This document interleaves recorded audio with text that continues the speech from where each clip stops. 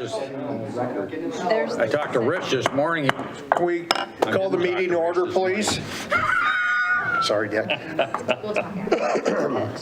It's Tuesday, June 22nd, 2021, just a few seconds after 5 p.m. Abby, can we have roll call, please? Council President Satterfield? Yes. Councilmember Panabaker? Yes. Councilmember DeLange? Yes. Councilmember Roeder is absent, and Mayor Griffiths is absent. We do have a quorum. Sandra, would you like to lead us in the Pledge of Allegiance, please? Ready? Salute. I Pledge allegiance to the flag of the United States of America and to the republic for which it stands, one nation, under God, indivisible, with liberty and justice for all. Okay, are there any additions or corrections to the consent calendar? Hearing none, I'll read the consent calendar. Okay, A, approval of April 27th, 2021 City Council meeting minutes. B, approval of Hayden Area Regional Sewer Board wastewater treatment plant facility upgrades payment request. C, approval of 2021 Hayden Days Entertainment Agreement with Kelly Hughes. D, approval of City Council memo to approve payments to 2021 Hayden's Got Talent winners. Items E, approval of City Council memo for Hayden Senior Center special request for Hayden Days. Item F, approval of Post Falls Raise grant letter of support. Item G, approval of contractual services agreement with JT Strong for pickleball lessons. Item H, approval of rental agreement with FP Mailing Solutions for postage meter upgrade. And item I, approval of bills for payment. Do I have any discussion? Can we get a motion, please? So moved? Second. Okay, we have a motion and a second. We have a roll call, please? Council President Satterfield? Yes. Councilmember Panabaker? Yes. Councilmember DeLange?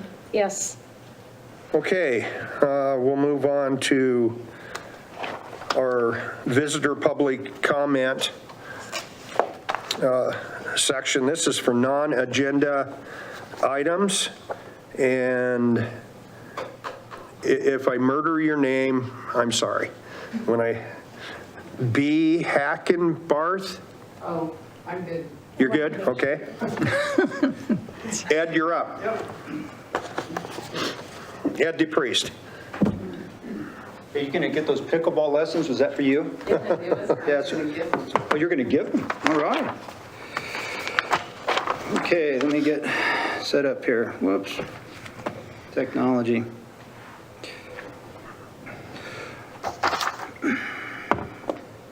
Okay, good evening. I'd like to address a few things that went on. Excuse me, Ed. I'm sorry. Name and... Here we go. Ed DePriest, 8116 North Stonehaven Drive. Great, thank you. First, I'd like to address a few things that went on at the last council meeting, very briefly. First of all, the overall decorum, or lack of it, and the personal attacks by some members of other members was disappointing and kind of made me sick to my stomach, what I witnessed going on. As a tax-paying resident, to see the elected representatives act in such a manner, it was extremely concerning, what I saw happen here. Now, as to the council town hall of June 10th for fear of personal attacks. I know that the mayor and Mr. Boyer were present, and I hope that you heard what the people said and in the tone that they said it, and I did not hear any personal attacks. Last night, the Planning Commission had a workshop and a discussion about mixed use. In my opinion, the city is not hearing the people. The issue is not so much the type of dwelling density, rather the people density that will be facilitated. It's not so much dwelling units per acre as it is people per acre. It's the people who bring the traffic and the congestion and the crowding and all of the issues that we talk about so often here.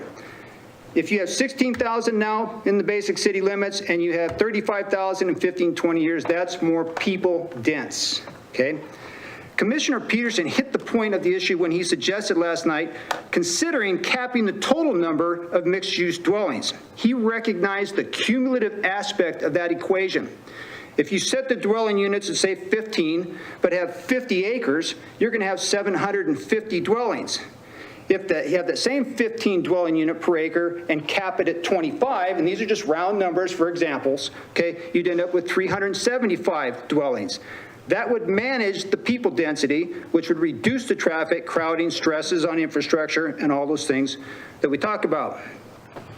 In my opinion, it appears the planners are very reluctant to come off the plan to accommodate 35,000 people in the next 15 to 20 years. If you listen to the people and read the comments in the Imagine Hayden public input survey, the people of Hayden don't want a people-dense community. Okay? Mr. Satterfield, Mr. Pannenbaker, and the mayor have repeatedly emphasized that the Hayden Comprehensive Plan is what the people told them they wanted. I've been to the open houses at Coeur d'Alene and Rathdrum, and I've seen the pictures of the open houses that occurred here, and it's all the same presentation. The same stations, the same boards, the same stats, the same sticky dots on the choices that are provided for the citizens to choose from. What I did not see is a poster or a station that said population choices maybe. What would you feel would be a comfortable population to keep that small town feel, which a lot of people indicated, in Hayden in 2040, and give them a sticky dot, 25,000, 30,000, 35. I didn't see that choice, okay? During my remaining time, from the Imagine Hayden public input survey, summary I guess it's called, I'm gonna read what the people actually told the city, not from choices they were given, but their comments. And because I'm running here, I'm going to kind of read rather quickly. Miss the rural environment of those early days, bothered by the cost of growth. Don't let the developers overdevelop the town. Growth must pay for growth. Those choose to develop must bear the costs. Invite those who have fled California to give their input. They have lived through the growth and its consequences. Hayden will be another bedroom community with big crime and current growth rate. How about a focus on a quality community rather than how many individuals we can fit in a limited space? I resent paying for growth so more outsiders can move in. I wish there was a way developers would be responsible for paying for infrastructure instead of taxpayers paying for their greed and profits. Zone it and stick to the zoning, no grandfathering or exceptions. It's time for the city to slow the growth, not stop it. The city needs to catch up with growth that has occurred before encouraging additional growth. Growth needs to start paying for itself, not relying on the current taxpayers to pick up the tab. Strongest message is new residential growth must pay for all impact fees, including schools, fire, police via special assessments of the developers. Keep Hayden as it is. Please don't make this next California. Please have contractors be responsible for traffic and parking issues and the like. Please, please keep growth very slow. Preserve the natural land and the prairie. Slow growth down, stop the growth, go back to the McIntyre plan before you ruin Hayden, and I'm out of my time, and I don't have to tell you, you guys have probably read this, but that's a pretty good representation that the people actually did tell the city a lot of the things that I think myself and many others, if you were here last night or saw what the comments were with regard to Hayden Meadows, a lot of people echoed a lot of the same things. So I thank you for allowing me to speak tonight.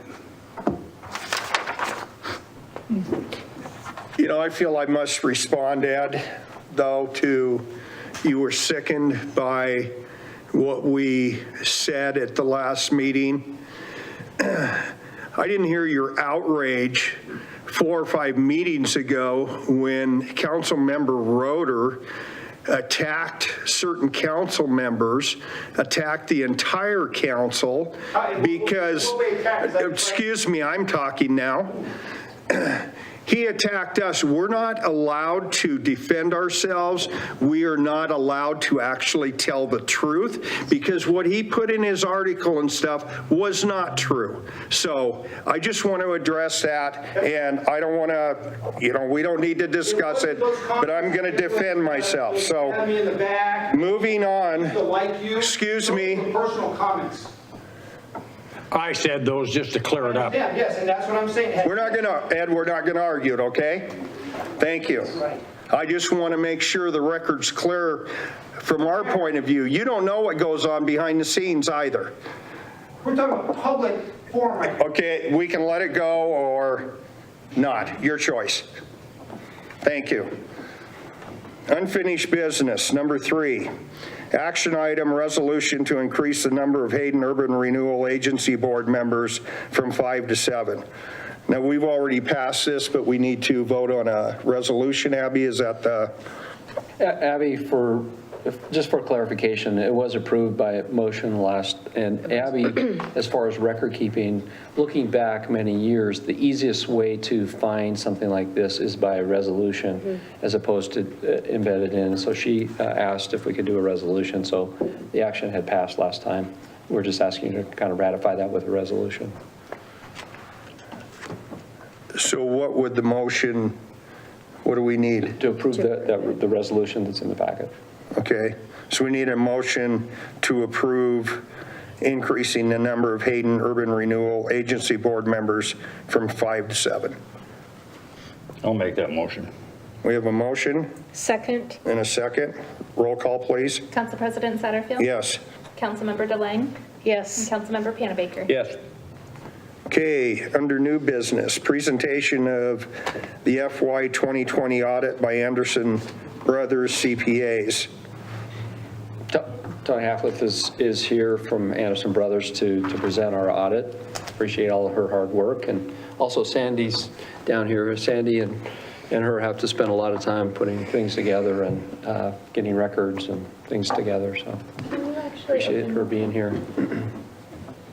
Did I mess it up? No, I'm just going to have to share the screen. Okay, sorry. That way those that are viewing online can see it.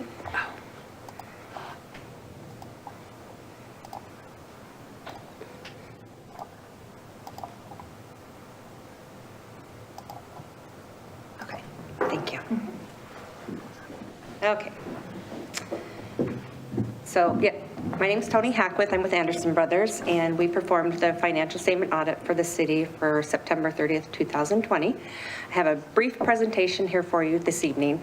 Before I start, though, I'd like to thank Sandy and all of her staff for all the help they do. We have them running in circles, and then we ask them to run back the other way all the time, so appreciate all their help. First off, the reason that you have a financial statement audit is because the state requires you to do that so that the citizens can feel comfortable about the financial information that you're presented with.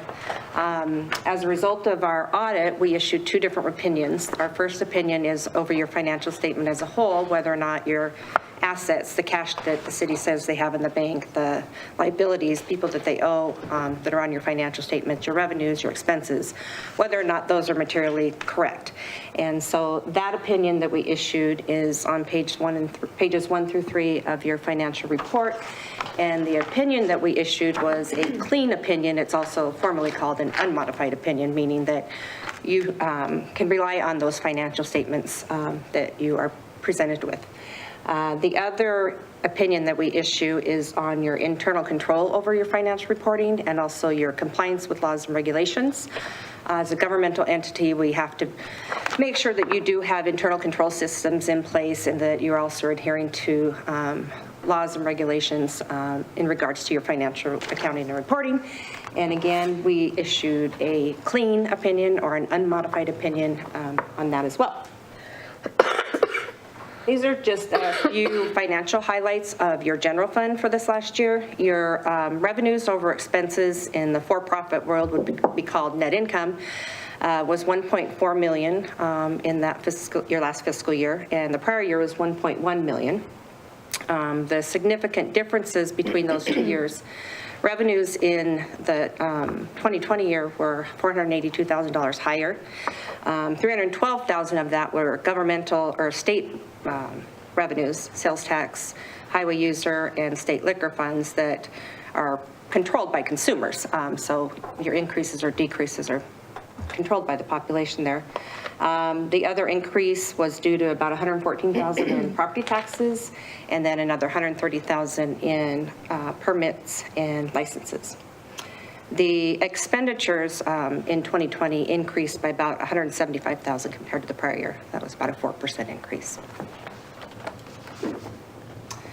So this graph shows you over the last 5 years, the general fund, the revenues and expenses for each of those years. As you can see, the expenditures are fairly consistent. Those will fluctuate as you have capital outlay projects and things of that nature that aren't occurring every year. You can see that the green there, that the increase in the revenues that we talked about the 482,000 is represented there. Over time, as a result of revenues over expenses, what accumulates is what's called your fund balance. And this chart shows you where your fund balance is and has been over the last 5 years. We have it broken out here in 4 different areas. One is non-spendable, and that just recognizes monies that you have prepaid for or spent for future uses, so it's not available. The yellow part of the graph are restricted funds, and so those are monies that come in from outside sources that you are restricted to use for specific purposes.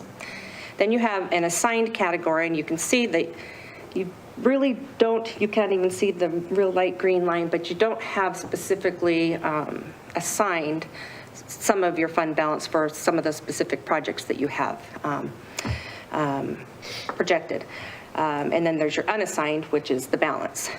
One thing that we discussed is that I know the city does have a lot of planned use for fund balance, a lot of projects that are coming up and that you have uses for, that I would recommend that you go ahead and specifically assign those so that then they can be presented in this graph more accurately of what your plans are. Does that make sense? Okay.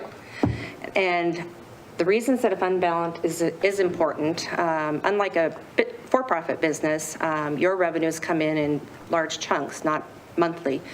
So you get property taxes in 2 large chunks. Your state revenues come in quarterly. So your vendors want to be paid and your employees want to be paid monthly. So it is important that you have a fund balance so that you can keep operations flowing with that. If there's unexpected emergencies, recessions and such, fund balance is good to have, so you have funds available for that. If state and federal funding were to be reduced, it also helps you if you have capital outlay that you need to purchase, rather than going and financing it and paying a finance charge, you can use your fund balance for that. Or if you do need to go out for financing, it can help you get a lower rate for that. Okay. The next 2 graphs talk about your sewer fund. And your sewer fund, your net operating income this last year was $1.26 million. You had an increase in revenue from the prior year of about $512,000, and that was due to an increase in rates that occurred in September of 2019. And then your operating expenses actually decreased this last year. In 2019, there was a large non-recurring legal expense that you incurred, and that is not present in this last year. So that helped with the operating income in the current year. And this graph just shows you the revenues and expenses in your sewer fund over the last 5 years.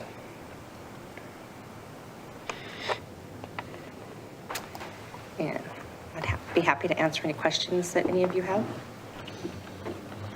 No, I don't. Jerry, do you have any?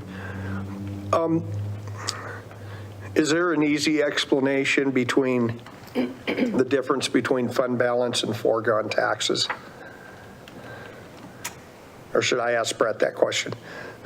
Well, they don't correlate. They're not the same. No. Fund balance is basically your savings account. So foregone taxes, though, are monies that you could have.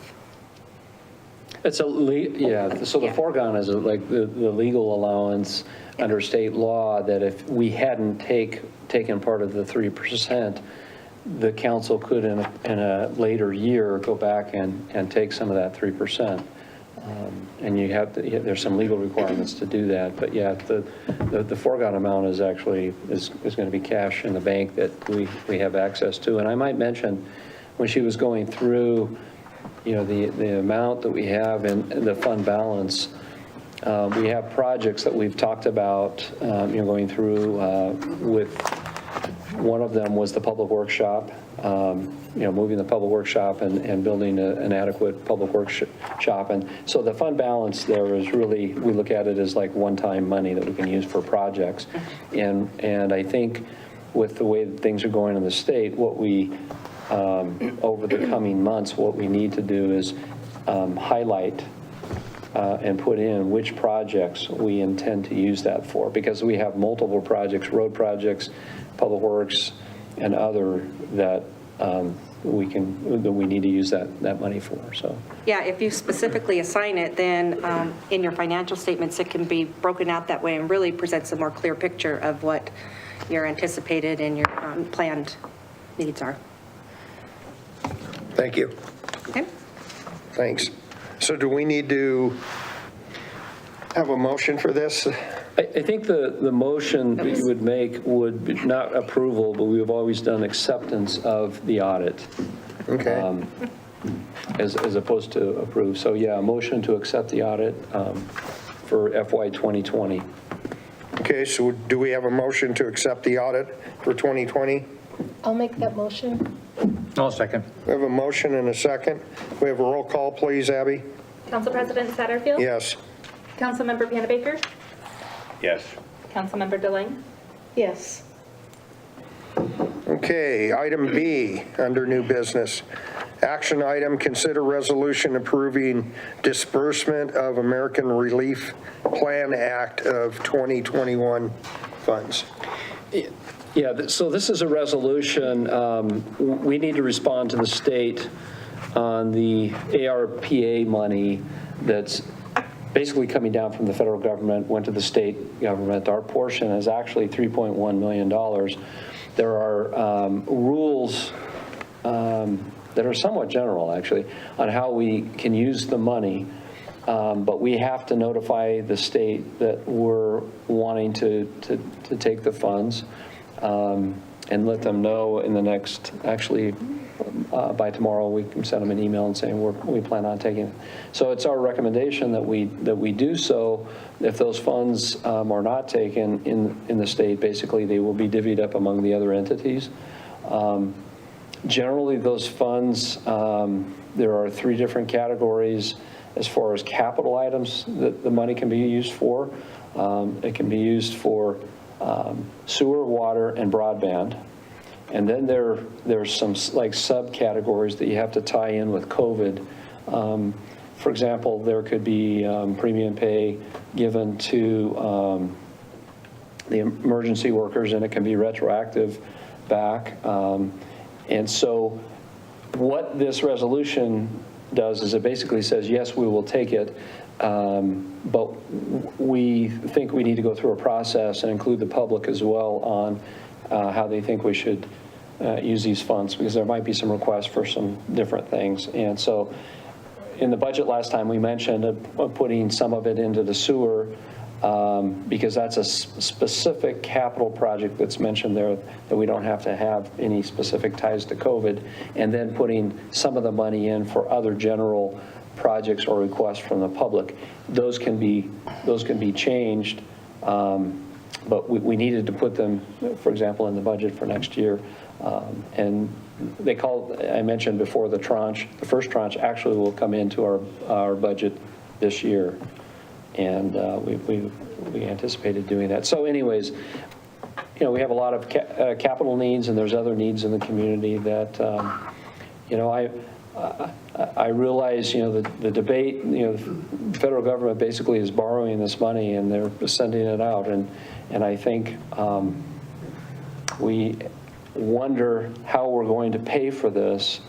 But I think we'd also do a disservice to our citizens if we didn't also take this amount that is going to be spent anyways and would be spent in other communities. So I don't know if you have any questions. That's the thinking on a staff level, but we just want a direction from basically mayor and council that yes, indeed, we want to take that, and then we'll go through a process later on budgeting it. So. Do you have any questions, Sherry? Dick? Can I just make a statement? Okay. I don't think there's any question that we could use the money. We've run lean here for so long, and everybody, I think, has noticed that the roads are a big problem here because we haven't had the extra money. And of course, this is a one-time thing. So if you use it for law enforcement, you won't be able to replace it in the future. So this is for hard costs, not labor or anything like that, right? We can use some for, going back for some premium pay for emergency workers through COVID, but that's a decision you don't have to make tonight. That's a decision the council can look at this and get requests from folks in the community. Primarily in the information that I've received, the capital items are sewer, water, and broadband. And we don't do water, we have sewer, and so we can use it for some sewer.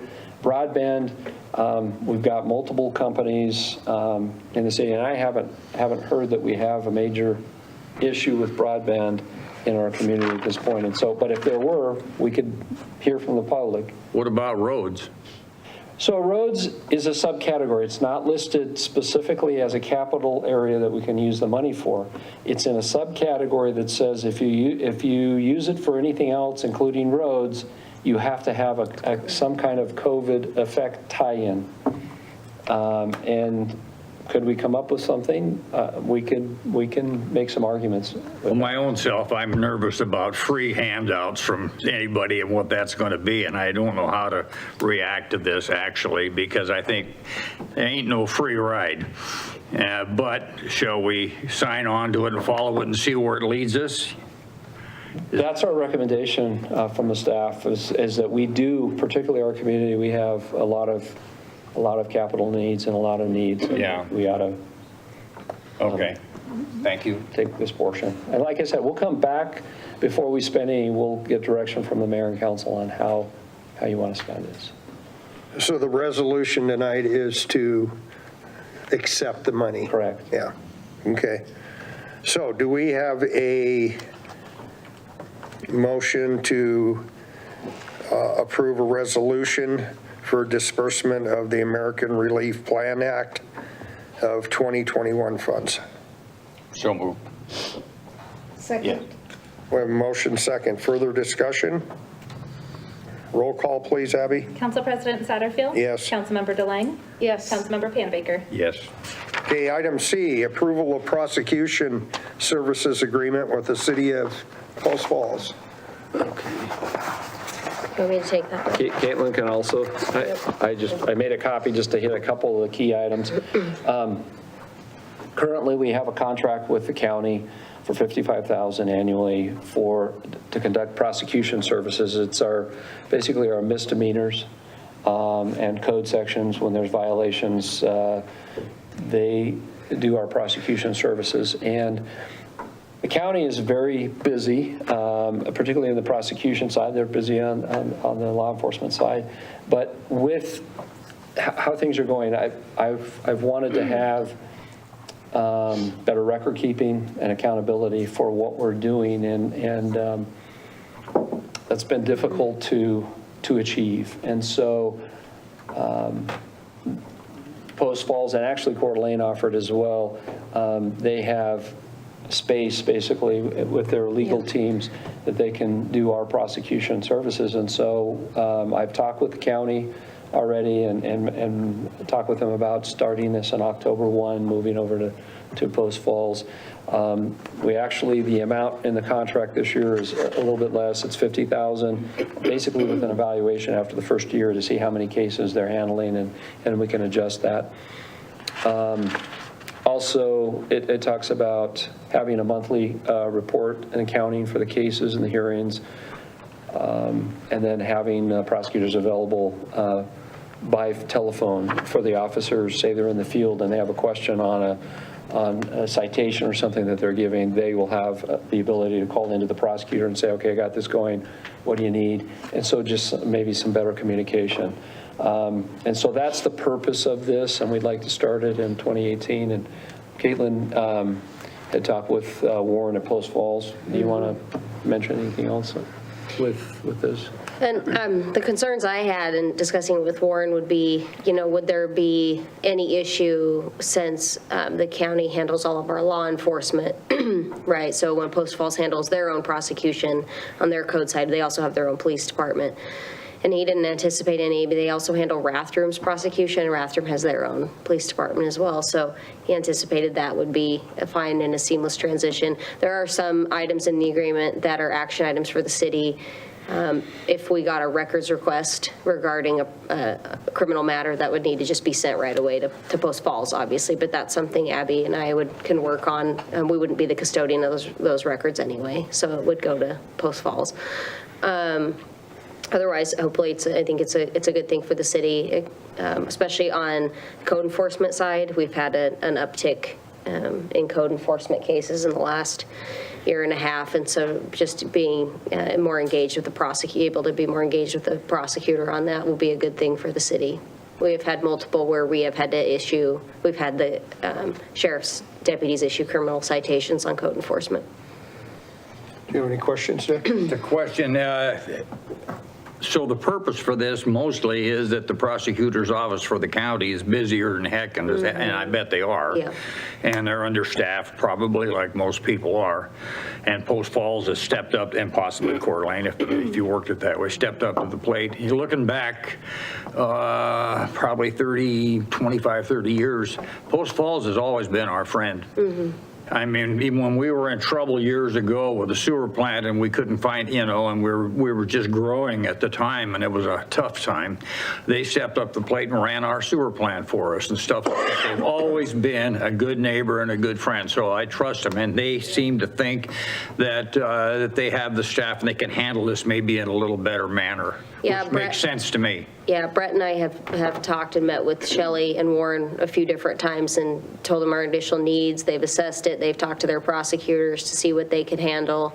They don't anticipate, any problems. They, on their own, anticipate adding I think it'd be a fourth or fifth criminal attorney in the next year, just with their own, rate. But this is something they could handle for sure. They actually.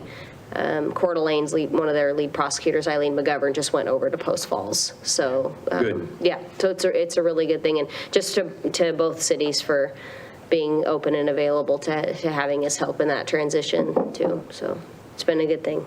For me, the big issue is just accountability and record keeping and making sure we know here's our cases, this is what we're paying for, and having good communication for our officers to be able to get with them. So that's the purpose. And this is just the misdemeanor infraction level cases. Felonies are obviously still prosecuted through, everybody's felonies are prosecuted through the county. So.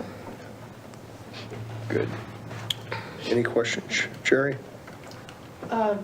Just clarification from Brett. By doing this, it'll be a win-win. We'll actually be saving money in the long run, correct?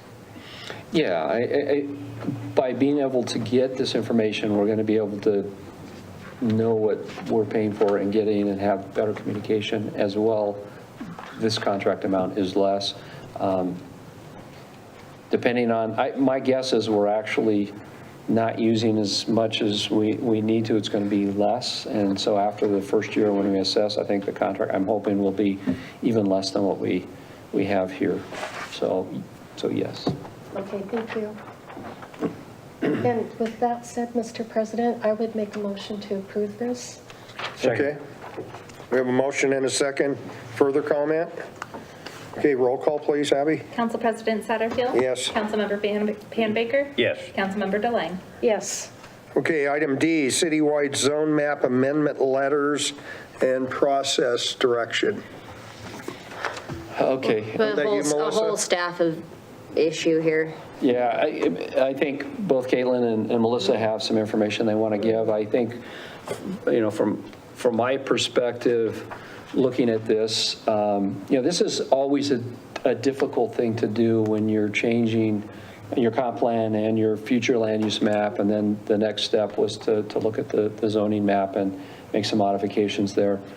And I think from our perspective, listening to folks, that have come in, I think that going through the process early on, we've talked about where we were going, what we were doing, and I think we understood where we were going. And I think after we, had sent out the letters, it was clear that there was some confusion on what we were doing. So I think from a staff perspective and with mayor and council, we wanted to put this on here and say, let's step back, let's hear from the mayor and council how you want to proceed with this and get some direction on it. Listening again to the folks in the community that are there. I know our staff has talked with hundreds of people and worked through a lot of it. And so I think I would like maybe Melissa and Caitlin to talk about where we're at with this and Sure. talk about where we can go.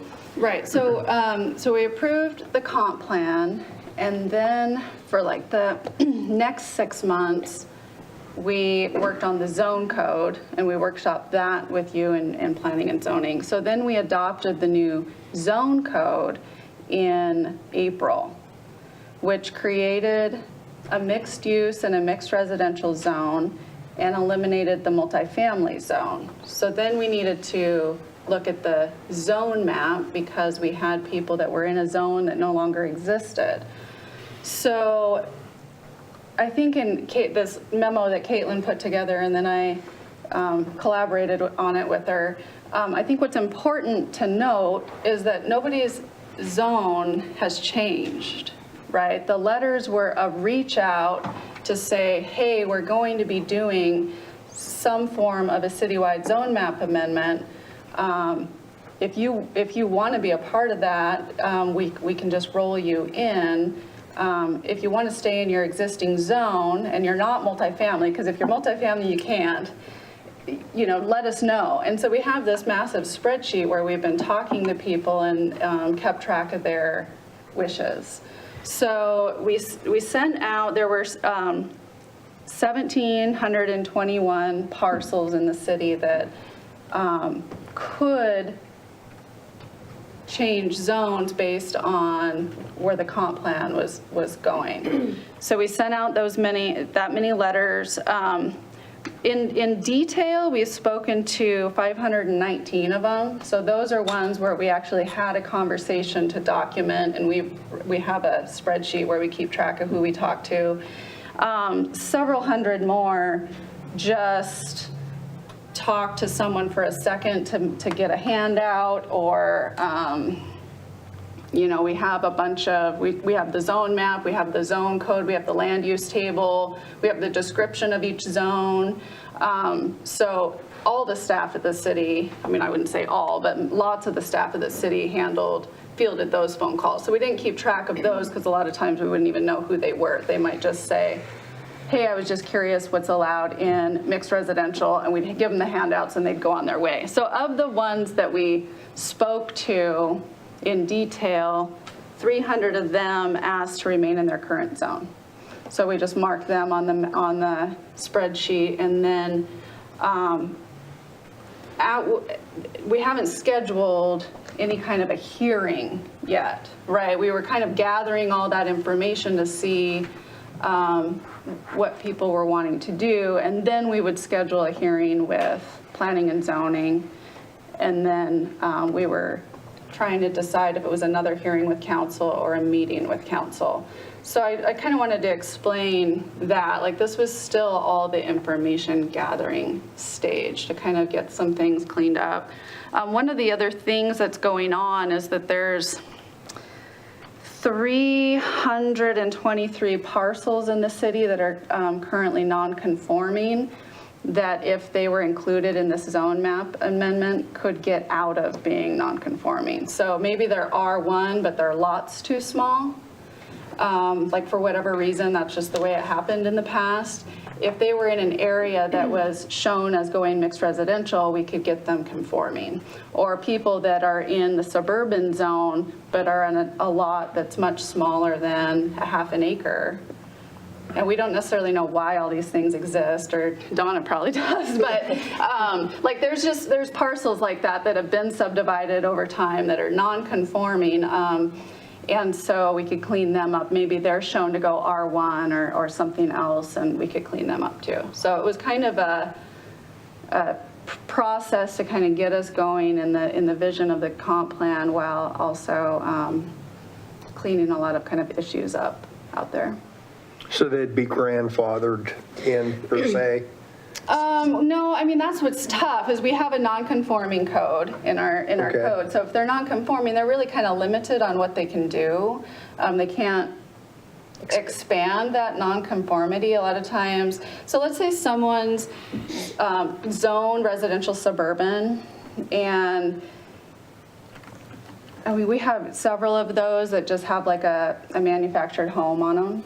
And then they want to add on, or they want to build a garage or something like that, then we're really kind of stuck. And a lot of times those people can't afford the fees to go through a process of actually coming in for their own zone map amendment. And so we kind of feel bad for them, you know, like they want to do things and we can't really let them, and then they can't meet the setbacks. Like, do you see what I mean? Like, there's just a lot of things that could get cleaned up if, you know, they really are an R1 use, but they're zoned suburban. So in one of the comments that Mr. DePriest read in Imagine Hayden, and we've heard this before, is, you know, no grandfathered uses from that citizen that made that comment. Well, we have to, right? State law requires us. Right. Legal nonconformities are a property right. Right. You've got an actual vested property right to continue the use of your property, regardless of where the zoning moves for the city, right? So that's why we have residential homes in the middle of the commercial zone in Hayden. Yeah. You know, that happened. At some point it happened, right? And they are allowed to continue, right? The city doesn't come in one day and bulldoze the house and say, you're in commercial, you can't be here. No, they are allowed to continue until they no longer use the property for that purpose. So we have a lot of, and cities do. We have multiple, all cities have this problem. I don't know how we'd ever get out of getting rid of nonconformities, Right, it's not a rare I mean, thing. it's common everywhere. It's just what happens when cities develop over time and they change their zones, you know. So I lived in Boise for a while, and if you're familiar with Southeast Boise, there's an industrial section, right, farther out, and then there's just homes all around it as the freeway kept going. And Micron's really far, and nobody thought homes would ever be out there, and then they're all around it now. I mean, right, so there's a concrete plant, like right there off of Federal Way, and there's homes all around it. It was at one point that was thought to be way out of town, industrial, not having a sea of residential around it. So it's a really common issue. It's not something just specific to Hayden. But we do have a lot of properties like that. Nonconformities present a lot of issues with staff. You have to get really creative. It's not just a black and white of what they're allowed to do on the property. You know, they can't enlarge or expand, but yet if it burnt down, they get to rebuild it, right? So it's a really weird concept, and nonconformities present a challenge all the time. And a lot of it's just governed by case law in Idaho. So the hope here with at least nonconformities is to try to get those folks into a zone that makes more sense for really what's on their property, is to allow them to have more use of their own property, right? So right now they're limited. They're really more limited. There's, you know, still stuff we can do and they can use their property, but they are more limited, and so they get calls on that a lot. So I just wanted to clarify that we would never, I understand that citizen's comment, we would never be able to do that. They have a vested property right, and there's state code prohibiting us. So grandfathering was a poor choice of words on my, Yeah, Strike yeah. that from your. Right. Oh, I just, like in the grandfathered uses, yeah. those are allowed but to exist. It actually benefits these non-conforming Yeah. uses because it Yeah. tells them, okay, you're R1 now. This is mean, what you yeah. can do. 12 of them And- are ag lots that are not ag lots, right? They're just leftover zoning that's ag, but they're way too small to be considered an ag lot. I mean, Well, and cleaning them up. you know, somebody that built a home in a non-conforming place, I mean, I'm certainly not in favor of They're going, mostly oh, like sorry about from a your long bad time luck. ago. Yeah, they're very- That doesn't work for They're me. mostly from a long time ago, They so are. I don't know Yeah. the history on them. But when people buy those and then they come in and tell us their grand plans, and we're like, Well, there's, Oh, you're you know, there's been a lot of things over the Yeah. years that Yeah. it just happens, and we're just trying to clean it up, and Yeah. that's nice. So that's the cleanup on those. And then, of course, we have the multifamily zone that no longer exists. So those people are really hanging out there. And Caitlin said that we'd treat, in the meantime, we have to treat them as a non-conforming use as well. So we Okay. kind of, There's nothing else we could Paused. put them to be other than they're allowed to continue to exist. They were a proper use at one time. So obviously, anybody in multifamily, we're not gonna, they get to continue their zoned multifamily, the actual multifamily zone, would obviously get to continue their uses and those incidental to a residential property. But there's no code, right? So when somebody comes in and would maybe want to seek a special use permit, what's permitted under the zone? Well, it doesn't, conditional use permit, well, it's not, we don't have the zone. It presents problems. We need to, city should be doing that. It should be moving towards, that was the intent, I mean, that under was the our letter. intent. We're moving towards. Well, So, listen, the letters that were sent out, was there an actual definition of multi-use R1 there on wasn't, the and letter? Abby's shaking her head, like, Okay. those were the handouts that we gave people as they called Okay. in and stuff. I mean, do I wish that we did? Yes. Okay, well, I mean, there's a lot that we kind of learned through this process. I mean, we all looked at the letter, thought it looked good, but I mean, well, I think, yeah.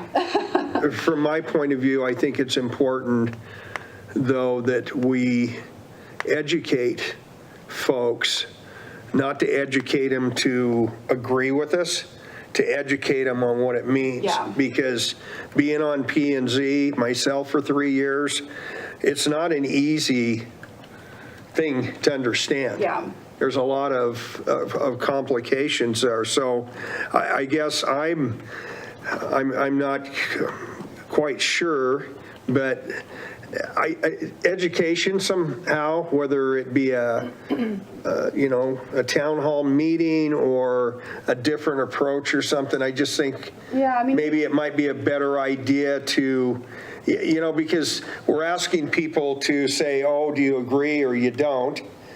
And maybe they're not quite sure what Right. that means. So- What are they agreeing? If they agree to R1, what does that really mean? Since we paused it, we do have a new draft, because once we scheduled the hearing, if we schedule the hearing, we have to notice everybody again. Yeah, so- Right, so we haven't, this was like a reach out, we would have to notice everyone, and we've got a lot more description on what things are and stuff in there. So we've learned from some of the feedback, and We've our never- letter is a little more understandable now.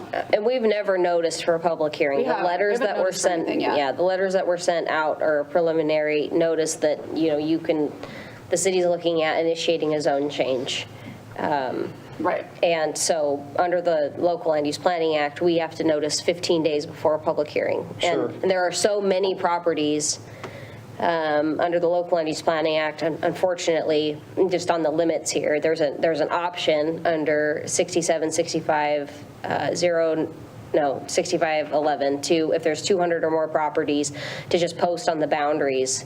Well, look at how many properties there are. There's like no way to, our public, like all of the city staff would be posting on properties. So we will post in the newspaper and on the website, as we always do. We always publish in the newspaper, that's required, and mailers will go out again to each individual And our property. notice in the paper has to be more prominent. It does, it's got than columns. normal. Yep, it's Yep. more prominent. So- It's got a whole formatting requirement, but we Right. haven't noticed for We that yet. haven't done that, so any of that yet. We need direction on what council wants to do with the letters before we can move forward. So in Melissa's memo, we gave kind of 4 options. You could decide to initiate a zone change on only those properties that were zoned multifamily, which no longer exists. You could decide to initiate a zone change on properties zoned multifamily and those that are currently non-conforming, which staff has a list of those that Yeah, they could be conforming. 323 of them. They could be conforming. You could decide to move forward with all, So there were 1721 total, and 300 exactly have asked to remain in their current zone. So if we just went forward with all of it, it'd be 1,421 parcels. Another option is you could decide to impose some other limit. I don't know how council feels about this, allowing, those properties only in and under a certain acreage, not the 40-acre tracts or 50, Right, that's- giant. I think that's what's caused a lot of concern that I've heard from comments, and I Right. understand the concern, I do. So we're just trying to gauge, we just got to move forward. We're kind of some stuck. way. So we thought that, I think it was Councilman Roeder that was talking about not, like, kind of feeling like we were giving the developers of big pieces of property a free pass, and that's not what we were intending on doing. We were just making the process kind of equal for everyone. And so if that was the sense, then by limiting it, we were thinking maybe a maximum of 5 acres, then we can get those people kind of to the new zone. But if you're larger than that, then maybe you have thought someday of subdividing and that kind of a thing, then you would have to just come in for your own process. And then maybe that allows us to clean up the majority of things without that sense, even though that wasn't ever the intent, but that sense of allowing people that have maybe 20 or 40 or 80 acres the opportunity to change in this city-initiated process.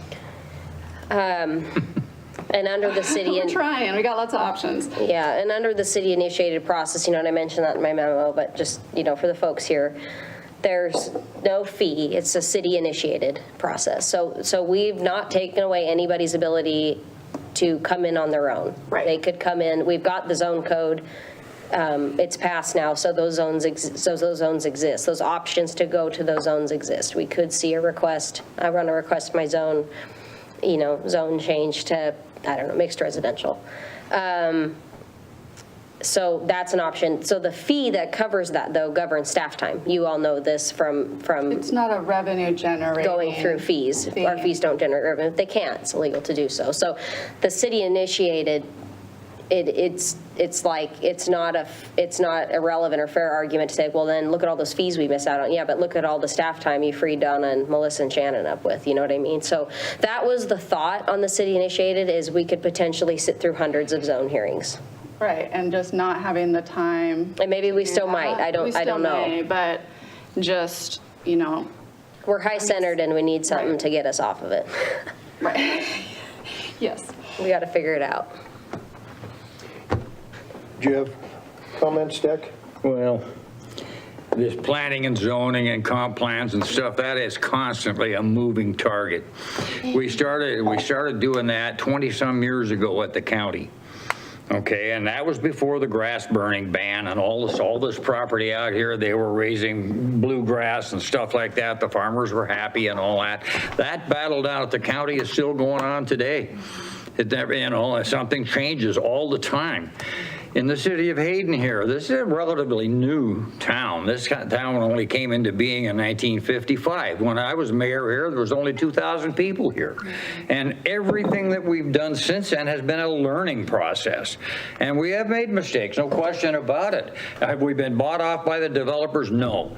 And some people that live in different parts of the country, the rules are different in other states than they are here. We always try to comply with the law, even though we don't agree with it sometimes, and sometimes it doesn't make any darn sense at all, and we try to get our lawmakers to do something like that, But seriously, there's no intent here whatsoever to shove anything down people's throats.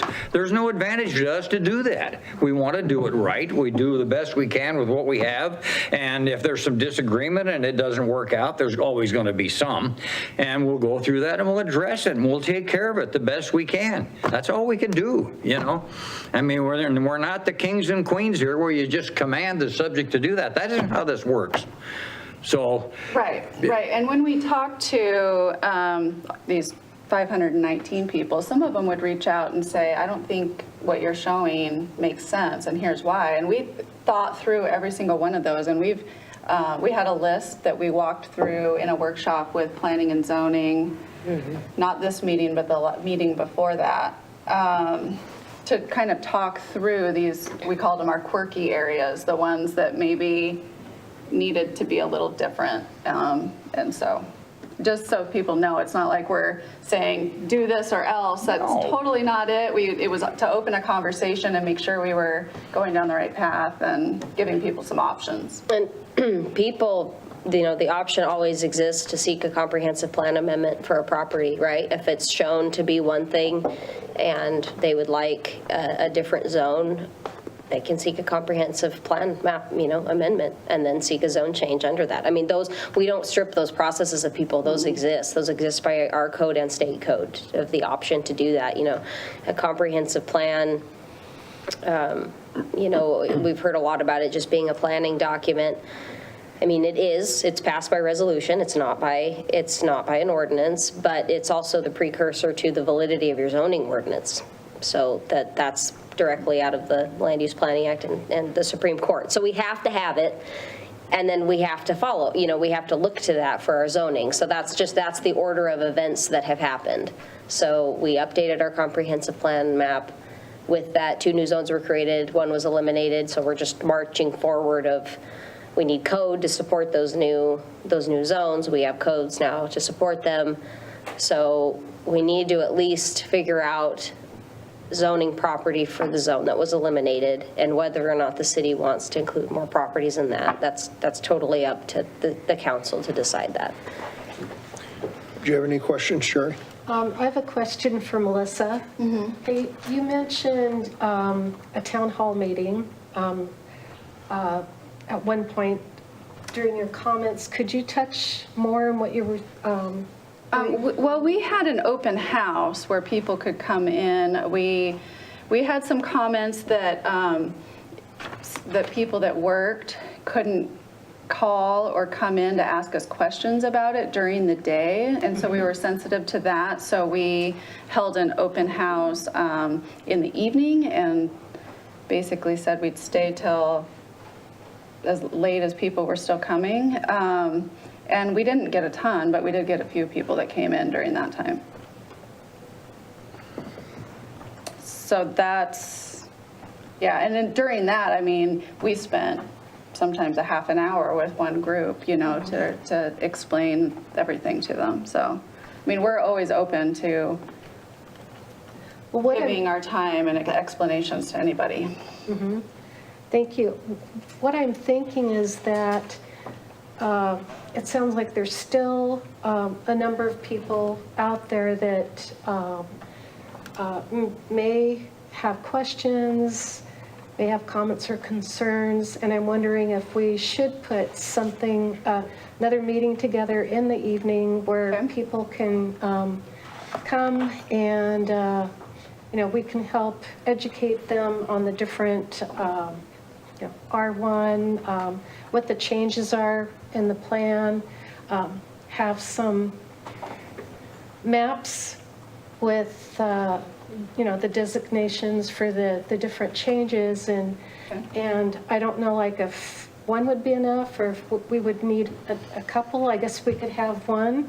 And see how many people we got. See how many people attend, and if that helps address the concerns that are going on. Yeah, I mean, I'll do whatever.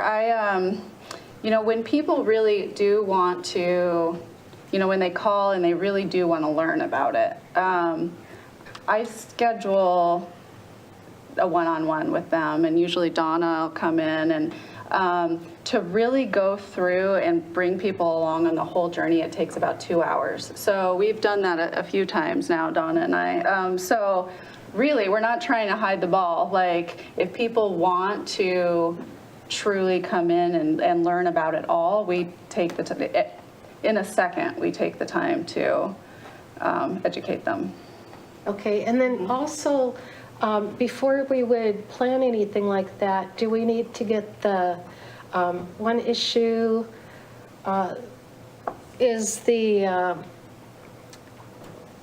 putting a cap on the number of units per acre? So that code amendment is a wholly separate, that's a wholly separate process. So that's just the code Are you talking about the mixed use? Is that what you're talking about? I took that to be what you're, sorry, I just kind of The jumped in density assuming. discussion. We did workshop That some last modifications with planning and zoning last night.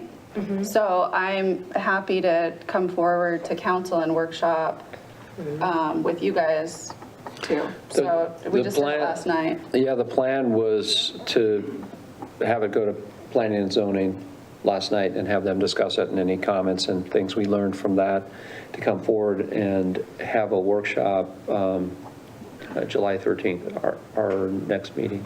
And then we'll have to schedule a hearing, right, with Yep. planning and zoning, and then a hearing with you guys. The zone code So- amendment requires a public hearing. So we've still got a process to go through on that too. But So we as council members can add our input on that as well. yeah, I don't want to schedule the hearing with planning and zoning until we've workshopped with you as well. That's how it always starts at planning and zoning and then with you guys, and then we go back and do the hearing with them and then with you. But I would rather workshop and feel like we were there before we do the hearing. You know, I go back a couple years ago when we were talking about improving or fixing the roads in Caravelle Estates. And the conversation went to, let's be prudent with our dollars. And if we're going to fix the roads, should we put sewer in, sidewalks, do an LID, all of that stuff? Right. Rather than put it in and then dig it up later and do it. And I remember we sent out notices to those folks to come to a meeting, and they were all mad as hell when they got here because they thought we were shoving this down our throat, when in reality, we were asking for their opinion, and it worked out. They didn't want it, so we didn't push it, and they got the roads fixed. Right. Well, you So know- that's kind of where I'm going with this, is I'm getting the people just aren't understanding it, and they think we're trying to ram this down their throat. They're all already suspect of government anyway. I mean, that's just how it is today. But yeah, I think we should reach out and do some more education. And Okay. Well, just for Caravelle Estates, the subject came up, what happened, that was annexed into the city the way it is. All their lots are non-conforming, by the way. Yes, yeah, it is. They're It part of is. those It's out 300. there all by itself. There's all on septic tanks, and the city annexed it in. Well, they have a reasonable right to expect the city to take care of the roads and stuff like that. The roads are falling apart, but they don't have any sewer in there. City code says that when you do that, they need to hook up to the sewer. At the time when that was going on, and it was a little slow, and we looked out there, most of them are working class families and stuff like that. The cost per home was approximately $16,000 per home for them to put the sewer in and for us to do the road in a proper manner. And so we gave them a choice. We did some investigation on this, and we checked with Panhandle Health. There had never been a notice of any septic tank failures in Caravelle Estates or anything like that, so it was not a health problem. It was no problem. So we invited him into hearing. I was sitting next to a guy right here in this room, and those SB, he's ready to fight. He's going to hang us right there. And the guy sitting next to me right on the other side says, just a minute, let's see what they're doing. And so what we did is we gave them an option. Would you rather stay on your septic tanks? Would you rather have us repair the roads as best we can? Because there's no sense in tearing them all up and doing them over and then having to put sewer in later. Would you like to do that? And we will repair the roads as best we can, and it will save you $16,000 per home. Now, what do you want us to do? Well, you know what they wanted us to do, and that's what we did. Heck, we've done that in more than one area around here, and playing ball with the people. It just makes sense to do that, and that's a unique situation over there, and it'll probably remain like Dalton Gardens is. I mean, so. It isn't, we're not trying to cram anything down anybody's throat, and people here, a lot of them are working class people. $16,000 for their house to put sewer in is a lot of money. I paid for 2 of them on my place, years ago. And so, and we've got a history of doing that. But they get mad when they first hear what's going on. It's the government. We all don't trust government. We've got plenty of reason to feel that way. It's been going on for years. But the reality is we work with them whenever we can. Sorry, I butted in. But I bring that example up because I think we should do our due diligence, and I guess I would propose, I don't know if you'd call it a town hall meeting. I would propose that we start like at 10 o'clock in the morning and have it go into the evening, so that people have the whole day to whatever their schedule is, they can come in and get their, and then that way we're not having 1,500 people show up, which what are we going to do with 1,500 people? Right. They're not going to fit. Right. So I guess, And I does think that sound? it's a good idea. So I'm just looking at timing wise, and then, process wise, whatever we do is going to require another letter to go out to all the folks. And so we Yes. want to have that clear and have the information in it as well. And Maybe Brett, just interrupt for a second, maybe we have the workshop with council and staff and kind of lay it out on what everybody thinks we should do with it. With the workshop on the mixed use code, or just? Well, I'm not sure. I'm just kind of throwing out there, not that I Okay. want you're to. going to maybe want to have, those maybe a little bit separated. We could have a workshop that has both of those items. You could have the discussion they had at P&Z, and so you have that information if you feel like you need that to make a decision on this. And sometime that night, Well, I mean, we whether could be scheduling the open house in the meantime, though. I mean, yeah, we could still do an open house. That's not, we could do that. Yeah, I mean, here if soon. we, But I was thinking, we need a decision from the council on getting these letters out and moving. So the options 1 through 4 at some point. so if we do the open house, yes, still we have to pick an option to move forward with. Yeah, that's what I'm saying, whether or not you could still, if you've workshopped that, we could put it on there for a decision later that night to give direction. If you still didn't feel comfortable after the workshop, you could delay it some more. And I also throw this out there, and Donna, don't scowl at me, but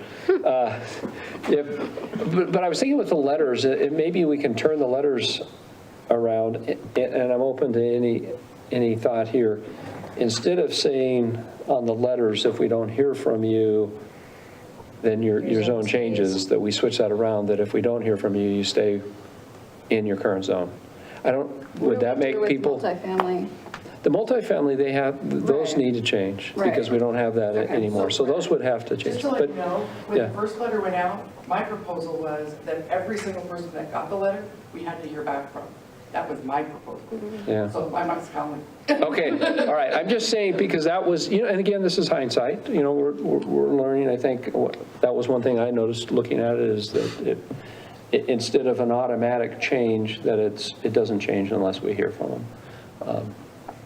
And so I was curious. Yeah, I don't want to, we can do whatever, and we can be very clear that this is a change. I just don't want to further confuse people. Yeah. Now we've changed it to it's this way instead. Yeah, I don't want to confuse people. Yeah, none of us want to do that.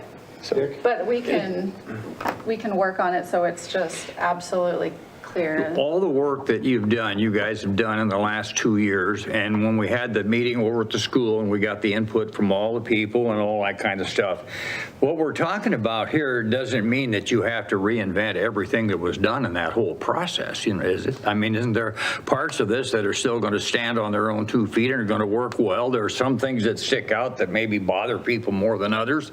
Isn't that where we ought to consider? We can talk about that and we can do it in a workshop or whatever. I mean, there's lots of parcels that aren't changing at all. Yeah, right. So some of that you don't have to do, so it's not like you're reinventing the wheel. Right. I think where we're at, and I hope, I don't want to speak for anybody that's here, but I think I heard from Ed and others in these meetings, The comp plan is still good. We want to keep the comp plan and move forward, but there might be a couple things we can change in the code that could modify. Right, that's what we're focusing on. Modify some things, and that's what we're focusing on. So we're not suggesting go back and redo the plan.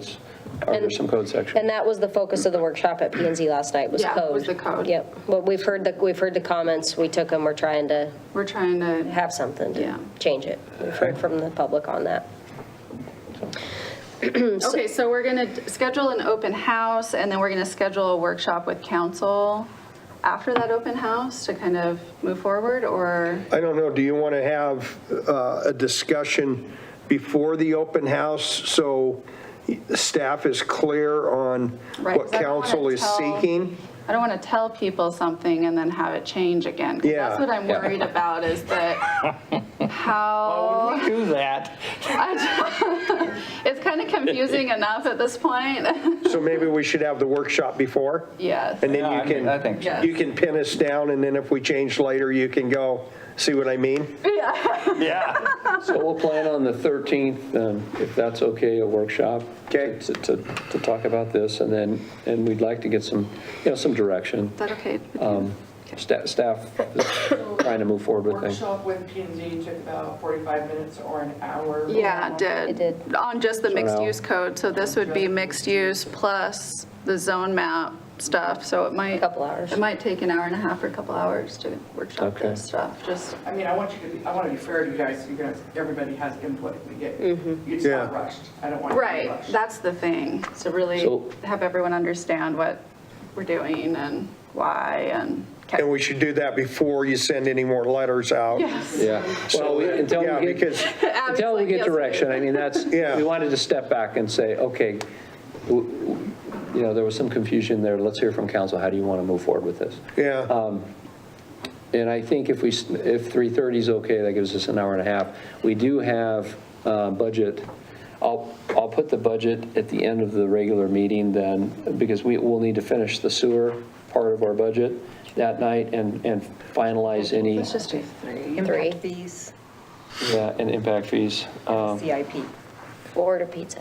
Yeah, It'll be so. a long night. Yeah, we could bring. So we don't have to actually, take- 3:30 we should. we don't have to take any more action on this? No, we'll, I think we're hearing from you. Yes, okay. Some direction to. Yeah. All right. we'll move get this that forward. scheduled. Let's start it Okay. at 3 because they always like to take like a break. A break. Between, and like Donna said, just the mixed use code took an hour last Are night. you okay so- at 3? Council, that's you. Whatever works. We're here for you, Brett. Let's do 3 then, so we 3, have enough July time. 13th, okay. July 13th, Okay. yeah. Sounds good. All right. Okay. Thank you. Good. That good with you, Jerry? Okay. All right. City Administrator report, please. Okay. After we go through the reports, it'd be nice, we're going to work into a budget workshop. We can have another break just to set things up again. But there were a couple items I just wanted to mention. One thing I think you saw in the paper today, those of you who read the paper, there was a question about fireworks and whether or not we were considering anything. And, really the issues with fireworks are the illegal fireworks, which are an issue every year. People go by the aerials. Those are the ones that I think that we're concerned with. And so I spoke with Bob Norris today about that and our concerns. And the fire department, they were going to call us as well, because I spoke with Chief Riley and said, we look to you on the firework issue. Our code basically says we allow the ground fireworks. We sell them from June 23rd to just after till the July 4th, the night of July 4th. And so I didn't anticipate that the ground ones that we were going to do anything with that, but I thought I'd mention it if you have concerns. They are concerned with the aerial ones, against the illegal ones, and they do every year, because we are in a dry, we've had a dry year so far, and so we are concerned with fires starting. And so at this point, the message that I think we should put out is that people need to be careful and to avoid the aerial fireworks. And if the fire department feels like they want to pursue more, we can look at that. But anyways, any thoughts on fireworks? We have some code sections, but we do, even in our code section, it refers to the Northern Lakes Fire District for their direction and comments on what we should do with that. So we're going to have hot temperatures for the next until July 4th. I think fire is going to be a big thing this summer. So if there's any other direction you want to give, I will talk with the chief probably tomorrow and see if he has anything else. If we need to have an emergency meeting, we can call that. At this point, I don't anticipate doing that. With the technology that they have today and the kids with all this loud music and stuff, they ought to be able to come up with some music that's loud enough so you think they're blowing up the place right in the middle of the park and put a screen up there and have it like that and it wouldn't catch anything on fire. Well, I'll tell you what, some of it's available out there. Maybe that's all as far as a report, if there was anything. It's not on the council agenda, but I just, if there's any input from you or even from Caitlin, let me know. Jerry, did you have anything? Yes, I just wanted to report that I attended the Association of Idaho Cities 74th Annual Conference last week, along with the mayor and councilmember Roeder and our city administrator Brett Boyer. It was very informative, well attended, and very productive to see people face to face. Last year we had a virtual conference, and you can get information from a virtual conference, but it just isn't the same as being there in person, being able to talk to everyone, and I really enjoyed it. And the other thing I wanted to just briefly mention, the last week of July, I'm not going to be available for council, so I wanted to let you know that I could be available the week before. So if there's a need for a quorum, maybe we could take a quick, or we probably don't even know that yet. I haven't heard anything. You haven't heard from anyone else that they can't be here on the, I think, is it the 27th? Yes, it would be the 27th, and I wouldn't be available for, to participate by call. Okay. All right. Maybe at the next meeting, the 13th, we'll determine who can be there, and if there's an issue, we could move it up. So the week prior is also, it's the week of Hayden Days, I believe. So the 23rd, 24th is Hayden Days, and we plan on having everything like normal with the parade and stuff in the park. So I think hopefully most everybody's going to be around, so you can be in the parade. And so. Do you have anything else? No, other than I would be available on the 24th for the parade. Yeah. Dick, do you have anything? Yeah, for a question on Hayden Days, is there going to be a parade? Yes.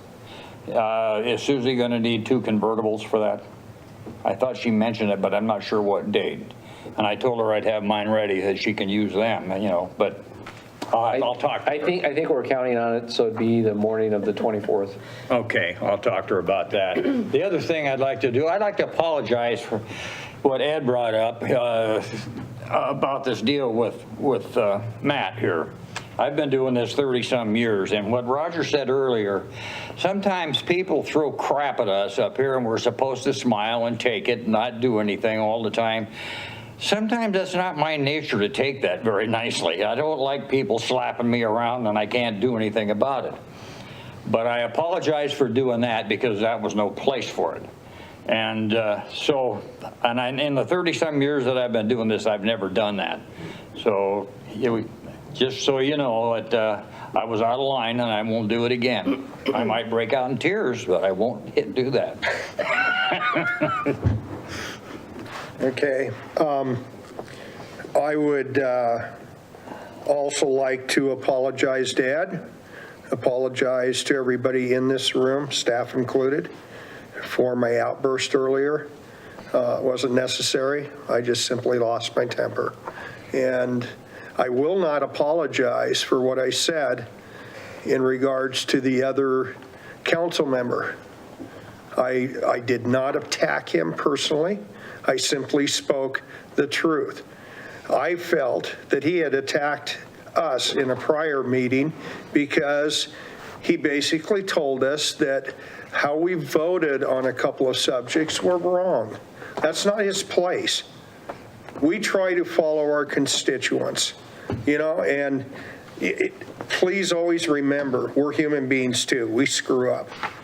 But we try to do our best. I think as a council on the whole, like the Caravelle Estates, that's not the only example where we've tried to follow our people's desires. We've worked very hard to keep the tax levy rate low, which we're the lowest for a city our size in the state of Idaho. And you'll find the mayor, staff, everybody very proud of that fact. And we're still getting by. We can always do better, and that's our goal. But anyway, I just wanted to, I don't generally lose my temper, but I did, and I apologize for it. So. If I can make a comment, Council President Satterfield, before we leave, we have been getting a lot of public comment sent to your emails, to Brett. I've even received some on land use matters. That is concerning because I know we've talked about this a lot in trainings, but I fear for the ex parte communication and just the need to prevent that. So our notices and public hearing notices that go out in mailers and in the press tell people that are interested where to send public comment to. So just ask again that people can adhere to that. And if people reach out to you and want to discuss it, please just follow the I can't discuss it. There's a land use matter that's come before me. We sit in a quasi-judicial capacity. It's absolutely improper to have ex parte communication outside of a hearing with an applicant or any member of the public on it. So I just, again, want to reiterate that it's a concern for staff. I can't prevent folks from doing it. I really obviously encourage people to submit public comment. We like it. It really helps staff. It helps. It just needs to be through the proper forum. So Does that matter if people get emails and have that stuff on it? Yeah. That's a little hard to control, that kind of stuff. No, it is. Yeah. No, it is. And so if you could just forward it back to planning or just not engage, right? No reply to them of engaging in the discussion. Kind of like, I think Council President Satterfield, you had a person come up to you in a grocery store once and wanted to talk about it. I think you actually just had to walk away. I mean, it's that kind of stuff. We worry about it.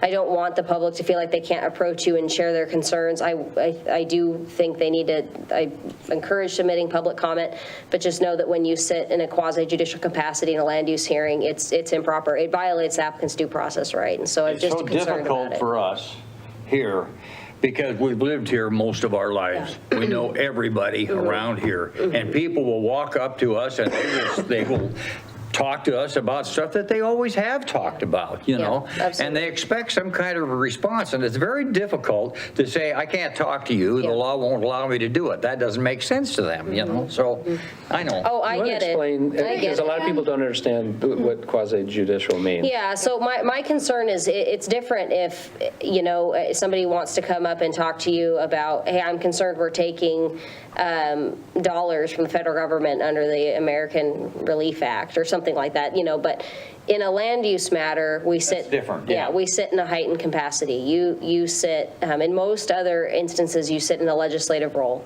except for when you're overseeing a decision on a land use matter, zoning, subdivision, special, conditional use permit, variance, annex, the zoning of annexation is quasi-judicial. that role provides a heightened standard. You know, we have hearing procedures. You know, we hear from the applicant, staff, public comment in a certain order. We close the public hearing. We consider matter in what is in the record, and that is what you base your decision on with our standards of approval. The Idaho Supreme Court has held consistently that the applicant has a due process right to a fair hearing, just as you would if you were in court. So you are just judges up there.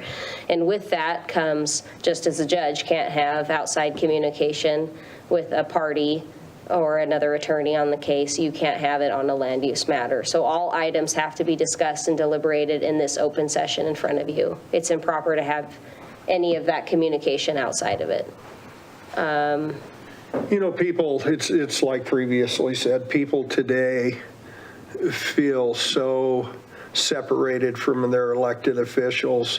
And when you have to say, oh, Yeah. I can't talk about it, you know, we all know, been there and Well- stuff. But it's, the one thing that I do is always tell myself, if I discuss it, I'm not going to be able to vote on it. Yep. And I don't want to lose my vote. Right. So it's still difficult, though. Yeah, you just want to try, you just want to talk to them about it. Well, and we encourage people to submit comment that don't, you know, can't attend for one reason or another. Maybe they don't want to attend, but they want to submit written comment. We allow that. We put in the notice of where you send it to, and, you know, there's a date cut off, and it all goes and gets submitted into the record, a packet of papers that everybody, you know, planning and zoning, and then eventually you can review. So I don't want the public by this comment from me to think that they can't submit comment or that they're prohibited from doing so or advised against it. Absolutely not, just to follow that. And for you as well, when you receive it, just don't engage in it back and forth. I got a great email today, a guy, and I don't know if everybody else got it or not. He lives over on Ash Street, and he said, my moose, my two fawns, and my pheasants vote no on any future developments by me, you know? And I sent one back to him, and I says, please tell your friends, thank you for their input, and then I thanked him for him. Yeah. No, we appreciate the But we didn't comment. discuss anything. Yeah. But No, we appreciate the I comment. just thought it was kind of, that was a neat little email. Yep. So, anyway, That's my well, only plug. Thank you. we got a workshop, so, Take a recess. Like a 5-minute recess? yes, oh, yes. Yeah. We'll take a little recess, and then we'll get into our workshop. So, thank you all for being here tonight. It's a budget, we're going to be working on the budget.